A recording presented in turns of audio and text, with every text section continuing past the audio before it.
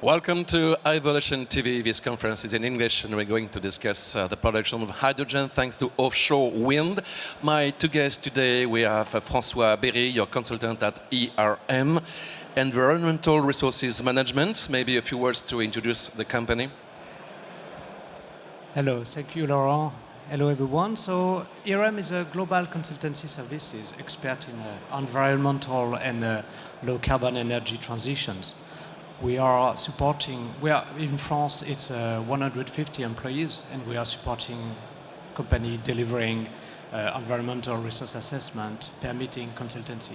And we are really leading in supporting offshore wind industry and in hydrogen, so we have a lot of subsidiary like Element Energy, delivering strategy, market analysis, and we are the project developer of the Dolphin offshore wind project in Scotland and Welsh as well. And the other guest is Baptiste Merlet from Life, your project manager.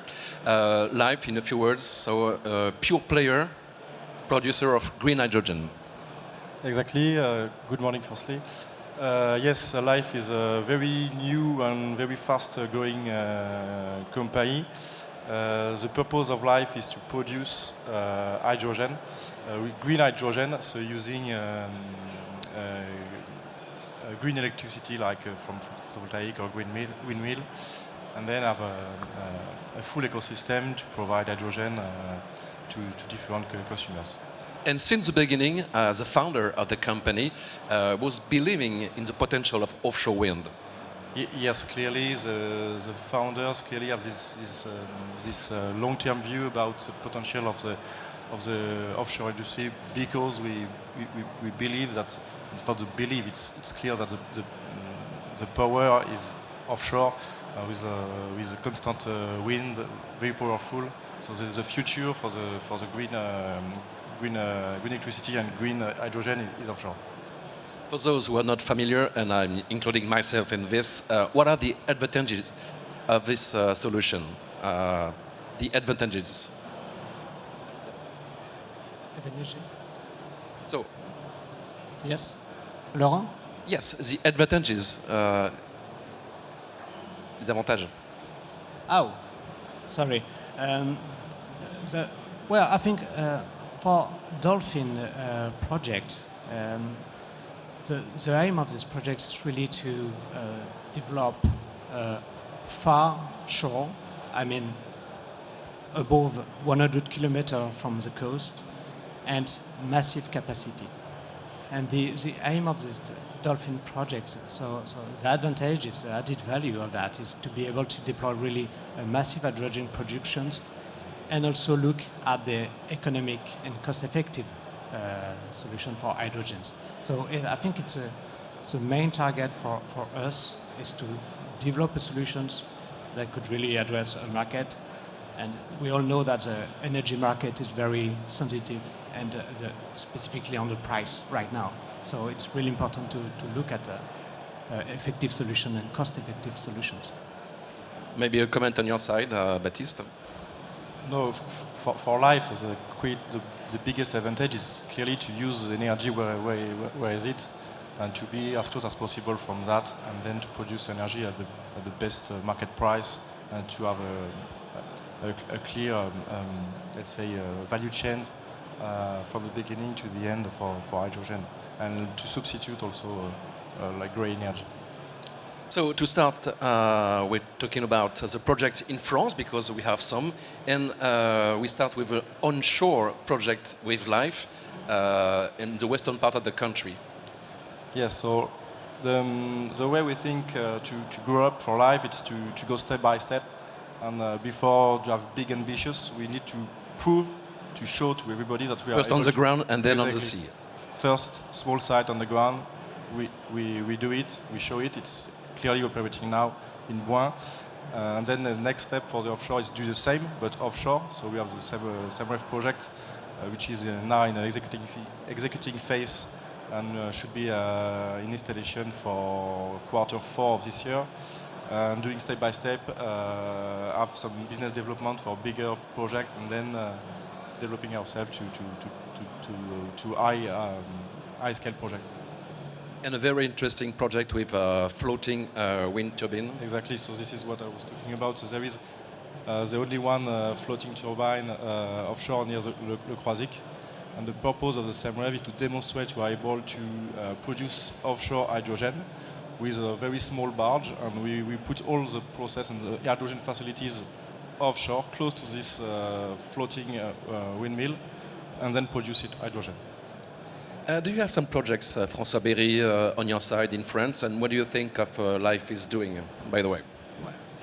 I think right now ERM, as a project developer, just is really focusing on Dolphin project in Scotland, and so for Scotland we have just announced partnership with Source Energy to develop a demonstrator to be deployed in 2025. So we are really proud of that.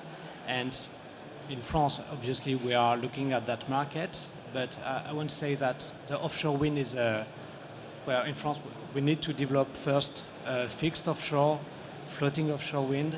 It's really important to have a robust offshore wind industry, competitive, and I mean the offshore hydrogen will follow up after that. But it's good to focus and to go step by step and to go through the learning curve. And I think that Life Research and Development Program is very interesting because it's open path. It's really good. I have the feeling that we are late in France in offshore wind. So do you think it's going to be developed and be backed by public authorities? I know it's a difficult question, so... No, the answer is quite easy. We are very late, but I can't tell you if we could, let's say, come back on this later. I hope so. I hope so. We have potential. We have a huge potential in France for offshore windmill, clearly. And then, if we have this potential, we also have potential for hydrogen. So I hope so, and we will work for that.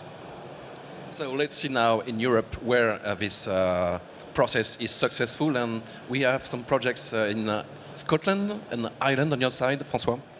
Yes, exactly. So as just said, it's really good to have this first demonstrator project plan, and really the idea of Dolphin Energy is to get a floating offshore with hydrogens embedded on the floating platform, and really to address really a far shore and massive capacity. So we are really targeting for the commercial scale would be probably in 2035. We are really looking at a 2 or 3 gigawatt floating offshore project. And I think the added value where we are coming from is really to produce only hydrogen, so not going through export cable with grid. So main point. In Scotland too, you have something ongoing at Life. Yes, we are working on an offshore concept with 2 partners, which are Quatera and Bore Drilling. The concept is quite simple. We want to use existing facilities, like an offshore drilling rig, to install our H2 plant on it, and to be able to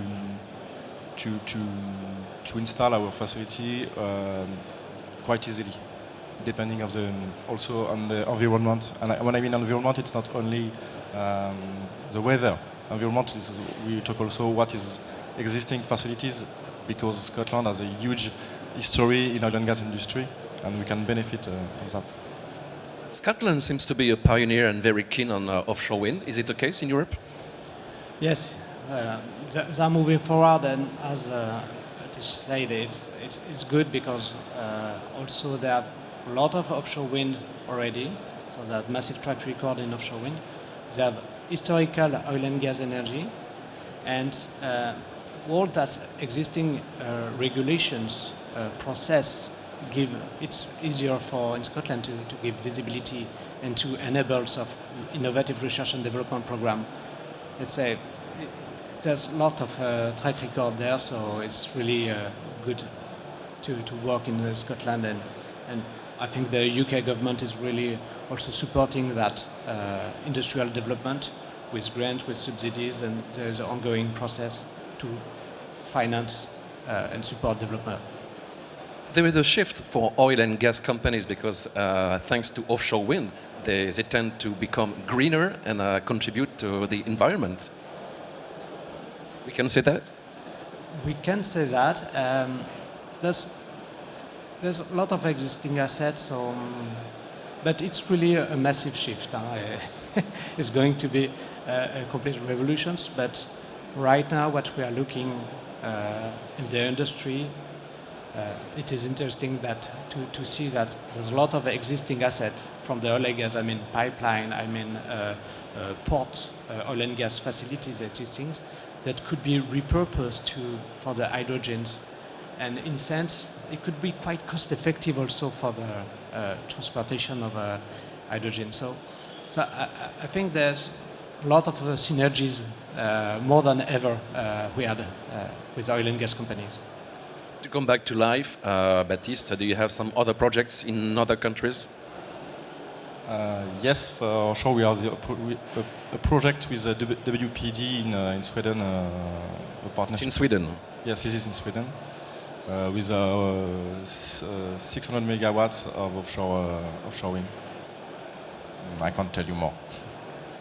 And do you have in mind some other countries who are pushing for offshore wind with tenders and Where a lot of competition, of course? Offshore wind and hydrogen is really booming everywhere. So IREM is really a global company with a lot of presence in Asia. So we know we're involved as a consultant. We are supporting a lot of developers. Obviously, it's confidential, so I cannot give any details. But what we see in the market is it's really significant, growing in Asia and US, and things are really booming everywhere. So it keeps us busy. Okay, so let's talk about infrastructure, because you need to take this hydrogen on sea to the ground and to the port. So you have to build a pipeline. Well, in this, I said, in this Scottish context, there's a lot of existing infrastructures. There's a lot of research and development to identify and to see whether or not we can repurpose that. The trends there, yes, it is possible. It needs additional investment, but it has a cost. What I wanted to raise is that there's a lot of cost, but if you look at the electricity, we will need a lot of investment also on the grid. So the balance is, yes, hydrogen could be really cost effective, but we need to find the right balance. And obviously the transport is really critical. So there is existing pipeline, and there is also bulk shipping existing. Could be very effective to transport hydrogens to ports, and it will come up also with the development of massive port hub dedicated to hydrogen. So it's really also interesting for the port industry. So maybe a question for both of you, but could this pipeline under the sea be an extension of the hydrogen backbone? Because we're discussing more and more of the infrastructure all across Europe, and so it could be something more. Yes, this is our view also, clearly. There is a lot of pipelines, a lot of them are already decommissioned or will be decommissioned, so could be reused. With maybe few investment to connect the existing network with a new network, and we can create for sure a huge backbone offshore and onshore in Europe, based on what is existing and smart investment. Today we have a competition because some countries want to produce hydrogen and to export. I was thinking to Australia, and this transport will be by ship. So we can make something different thanks to offshore wind. We could produce locally, but yes, ship still remains quite cost effective. But we need to develop a network, productions, local, to make this energy affordable for the end consumer. And I think we need to keep that in mind. And offshore wind can produce really quite competitive electricity, and we saw that electricity cost is 60% of the hydrogen price. So competitive electricity will also come up with competitive hydrogen. We believe that, with less transport also produced locally. Baptiste, maybe one more comment? For life, we can't say, it's hard to answer to this question, but for the moment we focus on a solution which is more about a local solution. We don't intend to transport the hydrogen everywhere in the world if we don't feel it very pragmatical. Using existing pipeline, having the consumer very close to the production, we have the feeling that it makes more sense in terms of where we want to go for this let's say energical shift. We are lucky in France because we have thousands of kilometers of sea. We have ports, a very strong industry, so we can build ecosystems. Exactly, this is what we want. Every time we look at the project, we want to have at least on a very, let's say, short, reduced area, we want to be able to get the electricity to produce our hydrogen and to have the off-taker. This is what we think. You're located in the west of France, in Nantes, and of course we have the harbor of Saint-Nazaire. So I guess you're doing some business there, and you contribute to the ecosystem as a regional company, and maybe a world company because you just started an IPO these last days. Yes, but to come back on the impact we can have on the area on the west coast. Yes, it's also an important point for us. We have also a partnership with the Chantier de l'Atlantique to develop another concept, which sticks on the existing construction tool. And yes, this is clearly what we want, to have a positive impact where we are. This is why Bouin is also a first site which is close to Nantes. The offshore project in Le Croisic is also in the same area. So yes, this is important for us to have a positive impact on the region where we are based. François Berry, your vision of the development of offshore wind, not only in Europe but maybe in other parts of the world, because you are an international company already? The offshore wind is really now, the fixed offshore wind is really now very competitive electricity sources, competing with a lot. But there's also grid connections, there's the whole infrastructure coming with, and we see there maybe a bottleneck. And again, the hydrogen could be a great solution to reduce the existing infrastructures, to reduce the pressure on the grid, and also to build up, let's say, a European energy for peace, because it's also in this time a main topic for us. And yes, offshore wind is booming in US. In France, we need to continue to go faster, to go stronger.